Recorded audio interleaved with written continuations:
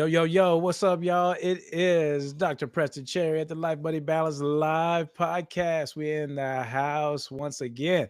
I missed y'all last weekend because it was Mother's Day. I think everybody wanted to be with their moms and everything like that. I was with my moms and my wife last weekend. So belated Mother Day to everyone. I'm in Houston, Texas. Usually I film everywhere, right? I live in Wisconsin, but this is my home. I got birth town, hometown, and live town. So birth town is Kansas City, Missouri. Shout out to Kansas City.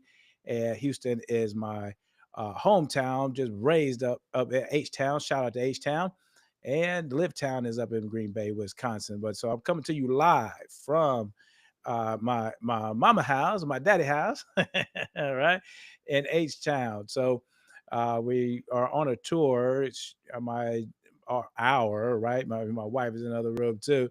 Our son Lath, he turned one at the beginning of May, and now we're just been doing the tour. So for his birthday, and he's seen his great grandmother, right? So no, great grandmother, right? So she's still alive and doing fantastically well. Shout out to grandmother. She's in Kansas City. So we've been taking him on the tour for his birthday and seeing his extended family and my parents and all that. And my shout out to my sister. So just for those milestone moments, this is what life is all about. So when we talk about aligning your life and money to give your money assignments, this is what we're talking about. So this has been a great time. So I want to hear from everybody in the chat. We got some fire to talk about. As usual, we're going to pick four topics to chop it up about, and always going to bring it back to how it's going to affect your well-being and your wallet. Just let's do a little house cleaning items. Please like and subscribe to the show. Subscribe to the show, Life Money Balance, where we align your life and money so you can use your wealth your way. Share it with your family, friends, and colleagues. So I'll be watching the chat room, so be sure to post your comments. All right, let's chop. The four topics we're going to talk about today. We're going to talk about the Moody's downgrade of the U.S. credit, big topic. So when we talk about household credit ratings, right? Credit means something, and it's your credit worthiness about your ability to repay, your capacity of using credit wisely, and all that. Well, the U.S. has one too, and they have A paper all over the world, y'all. So A paper all over the world is generally the most dependent credit out there. U.S. Treasuries are the most liquid and used bonds on the planet. So when we talk about and we'll talk about this further, when a credit agency, and it's only happened a few times, when a credit agency like Moody's, Standard and Poor, and Fitch say that we're going to downgrade the credit worthiness of U.S. credit, then that is a big signal of where we are as a country and our finances. And what does that mean to you and your portfolio and your pocket? So we'll talk about that. Then we will talk about the Republican tax bill. It faces challenges, and it's facing challenges and pushback at the committee level. So this is quite interesting and a little early. Eventually, I believe a tax bill would get done. That said, with all the uncertainty that is in the markets and in the economy right now, a elongated contentious fight on this bill could bring more uncertainty to the economy and markets. We'll talk more about that. Also, we will talk about, oh man, this is a good one. Google and Capital One have uh, have arrived at settlements with some of the folks that have brought cases against them. And they were class action suits, and I want to share a little bit more about that when we get to the segment about what the settlements were all about and how that affects the public good, and why the financial services industry over the years has earned sometimes a non-trustworthy ability of trust, right? And so When you talk about financial services, banks are included there, insurance companies are there, financial advisors are included in there. I think the financial advisory space, of which I'm talking to you from that lens, has done a better job with their trustworthiness by using comprehensive financial planning and and using terms like fiduciary, meaning your best interest first, and moving into a more integrated approach and people first approach about your finances. So I think the financial planning industry inside financial services has done a good job about advancing itself, far as trust is concerned. That said, a lot of folks just lump in, banking, investments, investment companies, and a lot of things into overall banking or financial services. But these are a couple of cases I want to talk about, and Google was more of a racial discrimination case, and so I want to talk about that, what that means about you high income earners out there, because high income earners is the folks that we talk to out here. And if you're tuning in at any point in your life, then the show is always geared toward you as well. So come on, come one, come all. But I want to talk about the Google case has a lot to do with high income earners and gratitude. So we're going to talk about that. And then listen, I know y'all have seen this one out here. Michael B. Jordan, y'all. Michael B. Jordan is on fire right now. He got the Sinners doing well out there in the movies. And then Mr. Tom Cruise is coming out with, I think, Mission Impossible 75. Right. Right.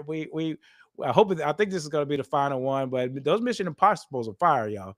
So you can expect that this one's going to be nice. So you got Sinners doing well for Michael B. Jordan, and then you have Mission Impossible coming out at the end of the month. But what's the big thing about it, right?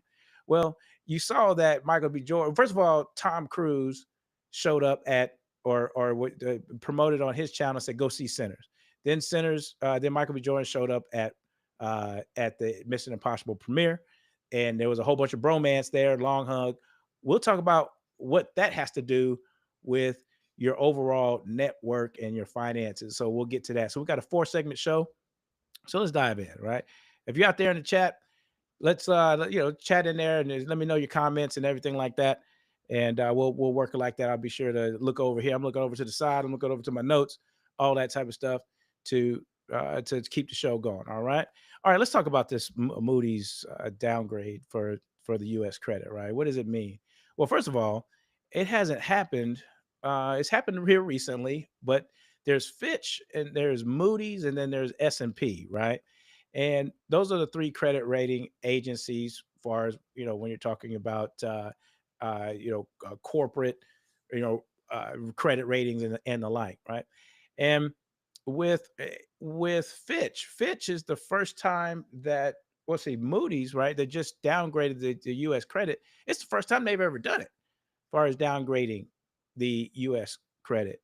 Now, S&P did it back in 2011, and I think that Fitch did it in 2023.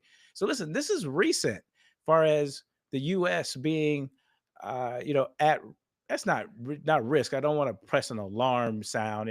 Folks are like, "Oh man, the country's on fire" and all this other stuff, right? That's a little extreme. That said, it's a warning. It's a shot across the bow.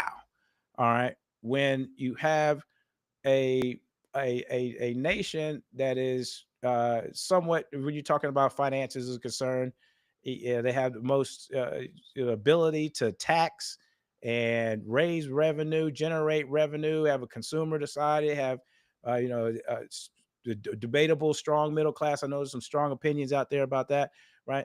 And then it says, all right, you're not taking care of your finances very well, so we're going to have to downgrade you a little bit. And what that does is that sends shockwaves. Although the market handled it fairly well, the market's been on a rally since we had the tariff tantrum at the initial one earlier this year, and it caused a steep decline in the market. And then it's been rallying ever since through tariff pauses.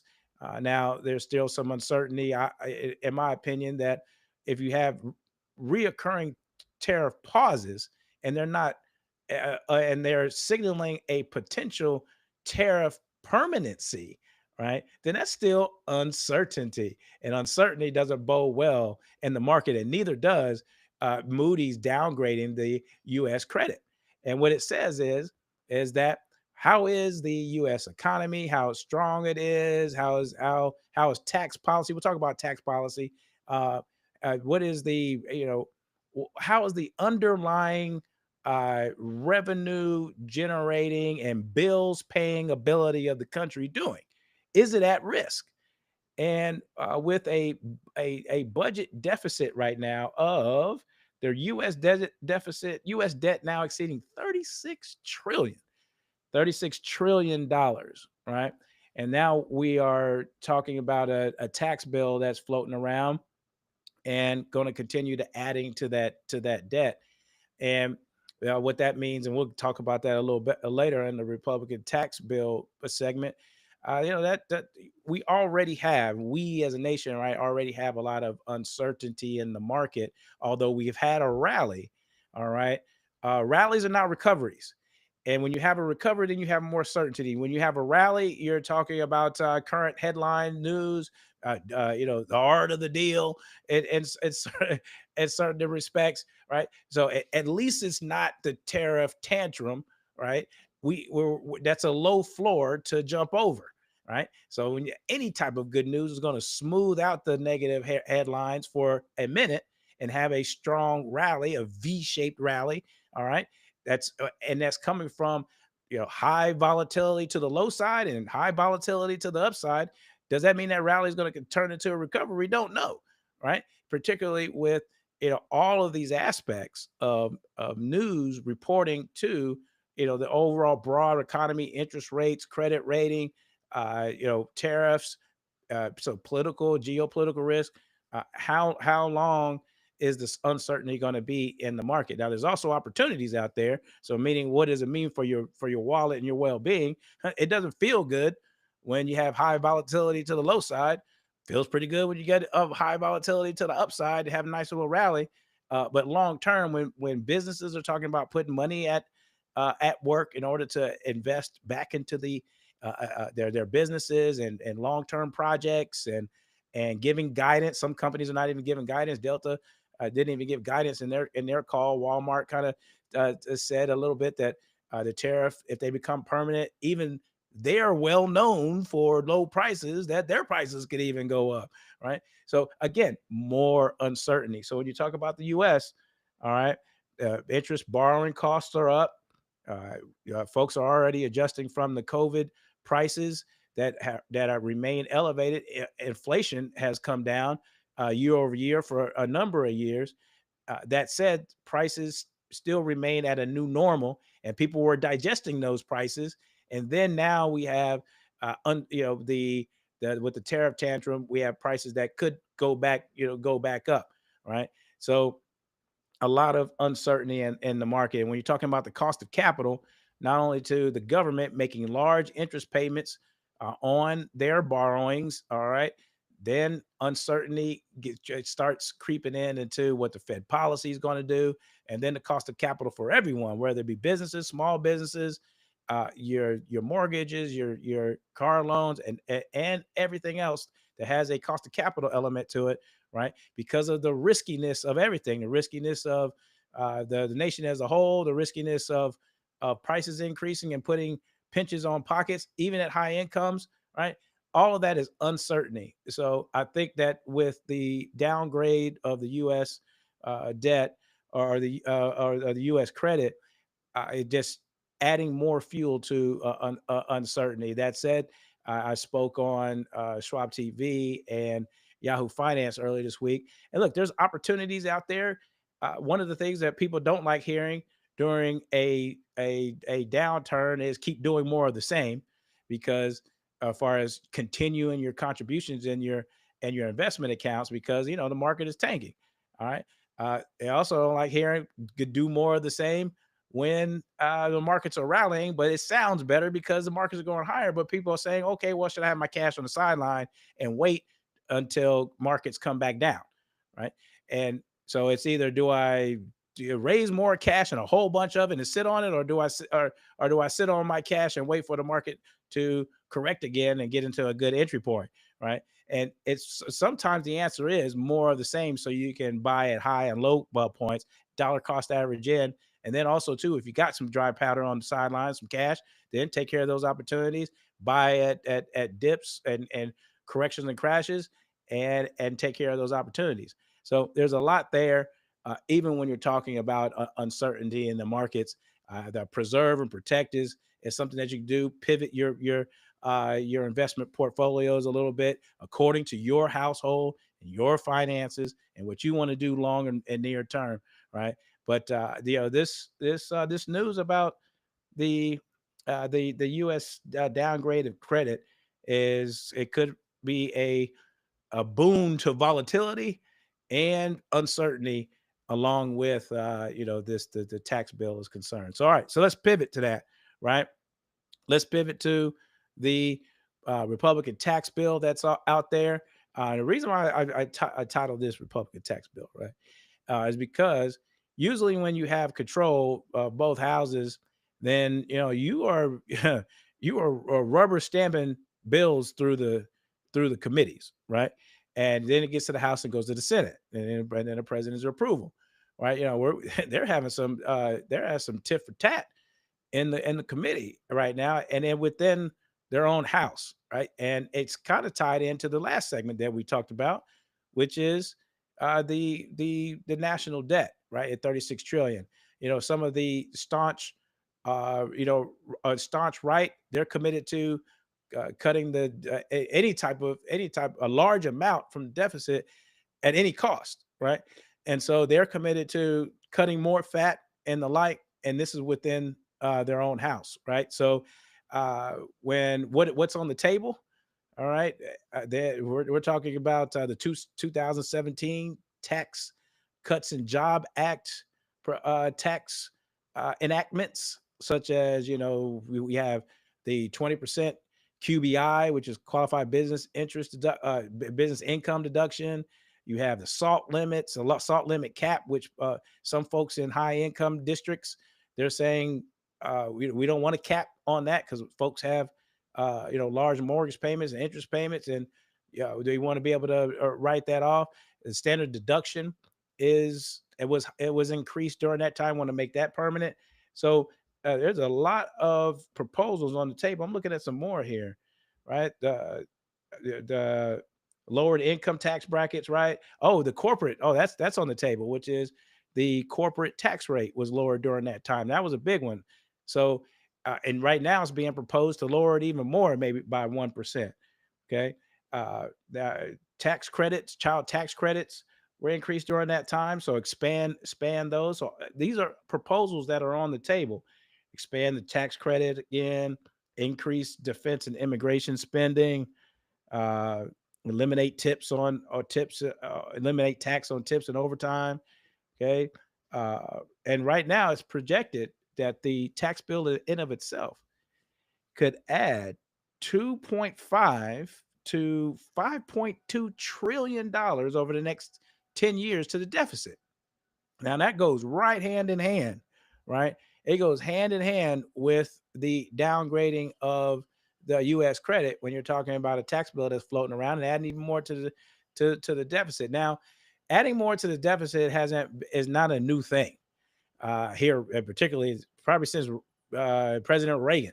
All right, since President Reagan going back up, the deficit's been increased every presidential administration, and here lately, ever since the 2000s, right, it's been going up exponentially, right, across presidents, right. So there are not, again, long-term outlook of U.S. finances, and this is why you have things like cryptocurrency and having decentralized finance as a belief system compared to traditional finance.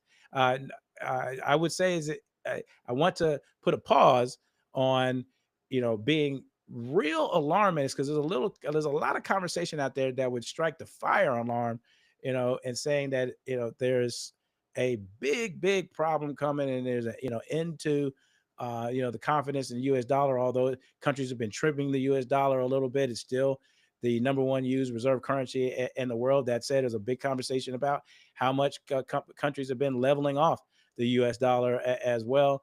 Uh, if the U.S. doesn't get their stuff in order and tighten things up, but also at the same time just leaving folks out and the middle class out into the cold, living the working person out into the cold, even your mass affluent, right? When you're talking about the mass affluent folks making three, four, $500,000, a year, when policies are being introduced and when we talk about tax policy in this case, that weighs heavily, so heavily to the rich, and not necessarily doing so much for the mass affluent or the middle class. All right, then those have a lot of effects on the overall economies, also wallets and well-being. What are you going to do next as far as your finances and your aspirations, right? You don't have to live from a perspective of fear at all. That said, you do have to position yourself in order to prosper in an environment that in whatever environment shows itself, so you can have more confidence, more clarity in your plan. So use these opportunities to learn more information, digest it, and then integrate it into your plan according to what you want, right? So when we talk about the tax bill, a more uncertainty. So again, going back to rally and recovery. All right. These are not made up. This is not made up stuff. This is economics 101 when you get down to it. When you're talking about policy risk, okay, political risk, geopolitical risk. So all of these risks that are in, uh, uh, embedded into the system, if they don't have any if they don't have any consistency, all right, then you start swaying confidence, start swaying consumer sentiment, all right, voter sentiment, everyday well-being sentiment. The sentiment, what is the confidence that folks have not only in their economy, their country, but their wallets and their pockets and their portfolios, right, and their prospects of achieving what they want to achieve. What does that all mean? So that's why you have to have some sort of predictability in all of these different areas: macroeconomy, policy, geopolitical, all of these different areas of macroeconomics that trickle down into our everyday finances, right?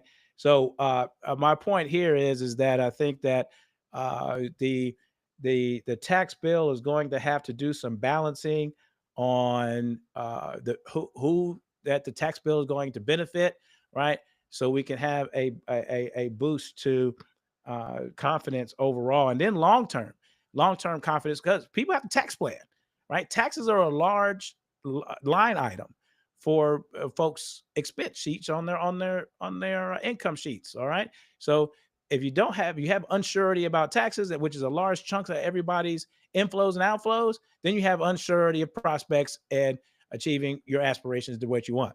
All right, that's a problem. All right.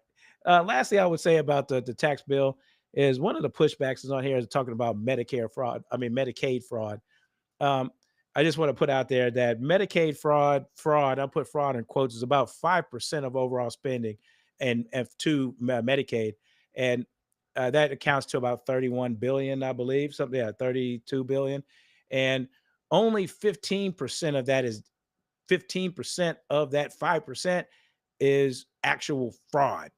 All right. The rest is like paperwork and inefficiencies and the like. All right. So when you talk about the majority of Medicaid to the poor care for the elderly, fraud in quotes here, there's not like 30 or 40 or 50% rampant fraud going to people that are just abusing the system. So just wanted to put that out there. I know it's one of the talking points of of the proposed plan. So I think there's a lot of good things in the tax plan, in order to, if they can get some deals reach across the aisle and think about America as a country, and politics pander to people, right? Policy affects people's portfolios and pockets, right? So pay attention to the politic with the policy and not the politics, and hopefully the politicians can do the same and think about the people, right? And that's all of us, right? And I think there's some good things in here that that can affect small businesses and retirement planning and how we can go about planning our finances over time. All right. All right, let's pivot a little bit more. Let's pivot a little bit more. Let's see the Google and the Capital One settlements. This is interesting. All right. I want to start the segment off with this. When and I'm talking to the high income folks, right? Because I'm one of them. If you got money in your pocket, I just read somewhere. I'm gonna do a segment about this next week or probably during the week. So be on the lookout. Subscribe to the show so you don't miss out on these headline topics that matter to you, your well-being, and your wallet. So I'm gonna do a topic about this where high income people have a little bit more cushion in their pockets to continue their spending. And there was an article about that they're thinking about to making some pivots. They haven't felt a pinch quite yet, and they're still spending on their goods and services. But that when do they start feeling that crunch, right? All right. But I want to talk about, and that's gratitude. So if you have high income, shoot, hey, I ain't mad at anybody that has a lot of dollars in their pocket and they want to use for their lives now and later. All right. But this segment is more about gratitude of having uninterrupted monies in your pocket. All right. And there are some cases that are out there that says, there are people being taken advantage of and being interrupted, all right, from prospering and thriving in the way that they want. All right. And what am I talking about? Well, Google, right? Google just settled. Let me get this stat right. Google just settled a $118 million racial bias case. Okay. And a racial bias case where they said, well, Google were underpaying, black employees and also having limited promotion opportunities. And this was systematic. All right. Now, you know what settlement means? Settlement, you don't admit wrongdoing, but you don't want to talk about it no more. Right. And this can happen to any segment of people. So this is where gratitude comes, and it's not only just racial bias, right? Systematic bias.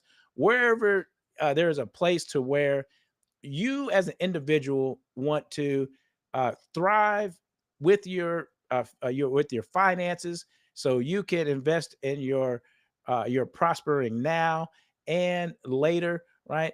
And you have the willing to work hard, and you got the ability, and you're in a good spot, right?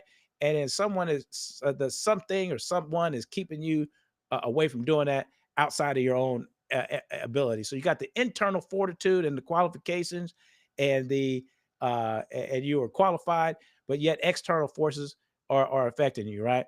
So there's this myth out there that none of this is true, right? Well, having uninterrupted income, high incomes to buy assets, to buy wealth in order to fund your overall well-being life now and later is the key to having wealth in the key of life, which is my book. Check it out, right? Having wealth into the key of your life, using your wealth your way. All right. Now, life is going to life, and there's uncertainty in life. That's a certainty, right? That said, when there are external forces, hindering your ability to have the highest amount of income that you are qualified to have, all right, that's an interruption, right? And that doesn't feel good. So I just wanted to put out there that uh, everyone that has a cash flow, a high income cash flow in their pocket, right, feel that is a sense of gratitude, have some grace for those that are not in positions to where they are qualified to do so. All right. But they're having these interruptions because of some systematic errors, right? So this is a time to read and be aware of certain environments that are out there, and say, you know what, I'm glad my pockets are full. I'm hoping everybody else can get their pockets full too, according to what they are capable of and what they're qualified for and all that. So yeah, look up the Google racial bias settlement case, 118 million. I think there's two less. That's like a couple of Google searches or something like that. Shout out to Google though. I mean, I use Google in a lot of my stuff. That said, when there's a case like this, then there's an opportunity, right, to shore up some of the ways that you're doing business out there and treating people, right? So they deny wrongdoing, but Yeah, they settled because they don't want the business out there in the street, right? All right, what is Capital One doing? All right, Google settled for 118 million. Capital One settled for $425 million for uh, failing failing to pay proper interest on these 360 savings accounts, right? So 300 million to affected former customers, 125 million to current account holders, right? So these folks have said they want to make some folks whole by improper paying, right? There's a lot of these cases, y'all. They're underreported in my opinion, to where this goes to, and why am I talking about this? The high income folks have some grace and gratitude of your pockets not being uninterrupted, and now with Capital One settling out, right? Folks have this, they have trust factors in our institutions and our large corporations. All right, you can erode trust very quickly, all right, to whom you're doing business with.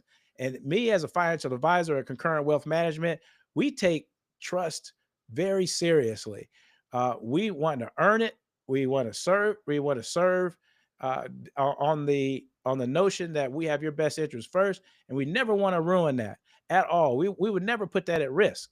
And as soon as you do, I'm talking about just any company out there, whether it be small business or large business, right? Then that public trust is eroded. We are responsible, particularly, financial planners, wealth advisors. All right. When you're talking about having folks' lives in our hands with their money and their future and now aspirations, trust is huge, right? It's a big, you got to, people are trying to win bigly in their lives, right? So trust is very important. And when you have these settlement cases, such as the Capital One is saying we misappropriated, or we didn't, not misappropriated, no, that's that you didn't pay interest appropriately or properly, okay, then that starts saying, well, they're buying savings accounts in order to save their dollars or earn some interest. Why can't you get that right? Right. And then what does trust have to do with people's pockets and their prospering in their portfolios?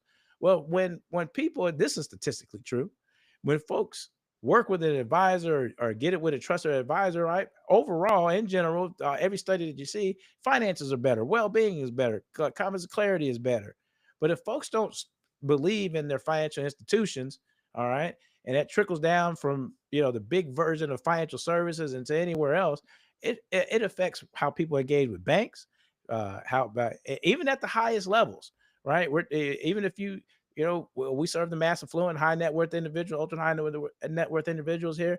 All right, trust departments, wealth advisory, large banks. All right, how are people going about making decisions, right, on their investment accounts and their overall finances, and properly aligning themselves with financial institutions?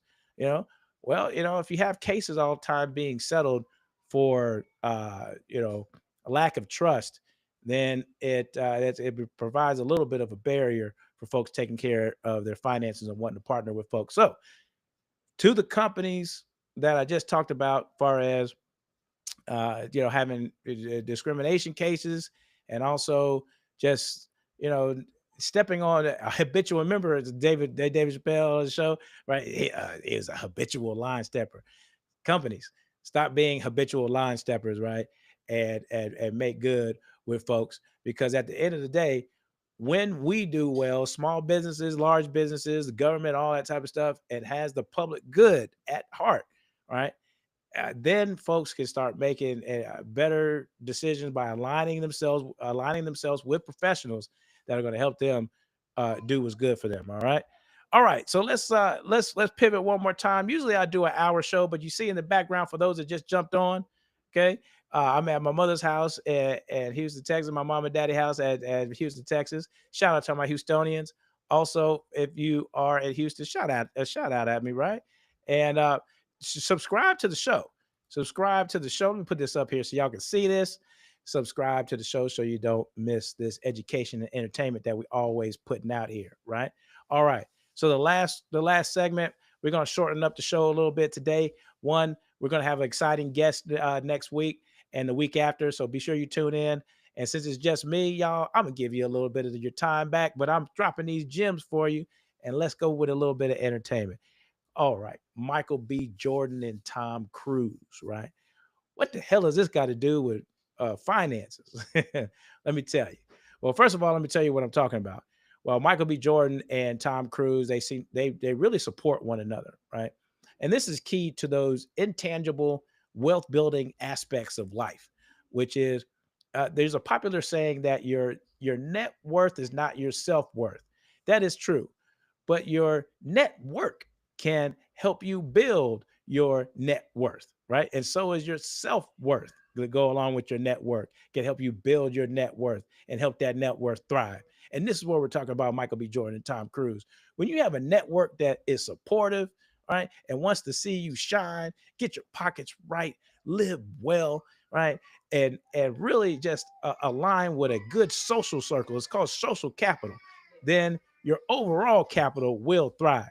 All right. So what it was is that Michael B. Jordan Sinners is doing Off the Hook right now, and it's one of the blockbuster movie, and it stars Michael B. Jordan. Right. Tom Cruise did a post that says he was at the movie, held his ticket up, and said, "You know what? I went to go see Sinners. You need to go see Sinners too." Okay. And he was really wanting Michael B. Jordan and Sinners to continue to shine. Then when Mission Impossible had their premiere in London, right? Michael B. Jordan surprised Tom and showed up at the premiere.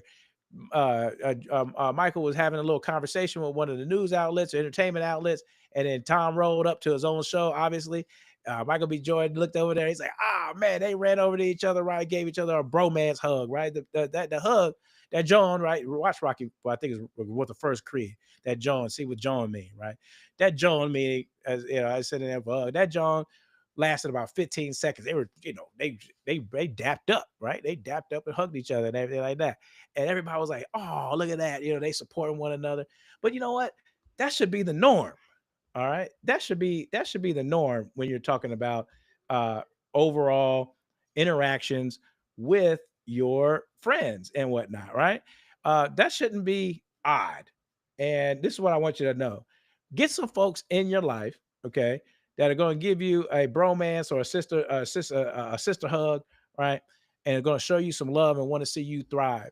It is not a competition when you are talking about the people that you love, your family and your friends. It is a collaboration. All right. And those circles of friends are going to help you get with or gain more information and inspiration on your overall journey. All right. And that nobody, you don't have people around in your circle going to bring you down. If you're not getting a hug like the Michael B. Jordan, Tom Cruise one, right? If you're not getting uplifted in your circle, if your circle's not, if you write a book, buying your book, or if you have a business and not supporting your business, and you're not doing the same for them, or you're not there for, there for your in your time of need and your time of thriving. All right, you need to get these folks out your damn circle and get you some new folks and get centered around yourself so you can continue to make your life work, your well-being work, and your wealth work. And that's what life is all about. Go ahead and see. As a matter of fact, I wish I had the clip, but all you got to do is Google the Michael B. Jordan, Tom Cruise hug. It'll come right up all over your social statuses. And when you have people, when your social network is thriving, and you have folks supporting one another through your dollars and your life domains, then your wealth and your well-being are going the right way. All right. So get rid of them folks that are, that are not, hugging you through inspiration, or investment in what both of you are doing. All right. So that's a little social commentary right there. All right, y'all, we're gonna wrap up the show. I want you to subscribe to the show so you don't miss one. I want you to be commenting and everything like that. This show is hot, y'all, and we're gonna have the guests that you want on here. We're gonna be chopping it up for real, right? And some of my guests that are upcoming is gonna be a surprise. So if you want to know, subscribe to the show. All right, that's what I got for you. Dr. Cherry here, helping you align your life and money so you can live your wealth your way. All right. Loving y'all much.